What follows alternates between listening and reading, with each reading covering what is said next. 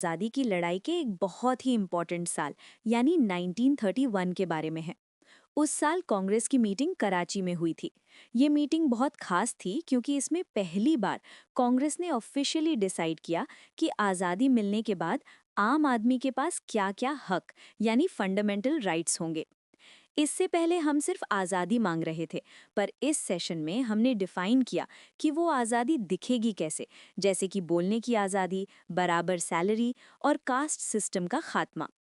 अब यहाँ एक बहुत बड़ा कन्फ्यूजन होता है जो एग्जाम में बच्चों को फंसाता है। उस मीटिंग के प्रेसिडेंट थे सरदार वल्लभ भाई पटेल। तो हमें लगता है कि अगर वो हेड थे तो ये राइट्स का डॉक्यूमेंट भी उन्होंने ही लिखा होगा, पर ऐसा नहीं है। सरदार पटेल स्टेज संभाल रहे थे और भीड़ को कंट्रोल कर रहे थे, क्योंकि उस वक्त लोग भगत सिंह की फांसी से बहुत गुस्से में थे। लेकिन जो असली रेजोल्यूशन था, यानी वो कागज जिस पर ये सारे राइट्स लिखे गए थे, उसे लिखने वाले, ड्राफ्ट करने वाले पंडित जवाहरलाल नेहरू थे। नेहरू जी का विजन थोड़ा मॉडर्न और सोशलिस्ट था, इसलिए उन्होंने इसमें गरीबों के लिए इकोनॉमिक राइट्स भी डाले थे। बाकी ऑप्शंस इसलिए गलत हैं क्योंकि डॉक्टर अंबेडकर उस वक्त कांग्रेस के अंदर के डिसीजंस नहीं ले रहे थे। वो अलग से राउंड टेबल कॉन्फ्रेंस में बिजी थे और डॉक्टर राजेंद्र प्रसाद का रोल अलग था।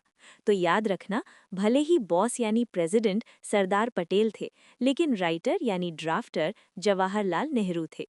इसलिए इसका सही जवाब है बी, पंडित जवाहरलाल नेहरू।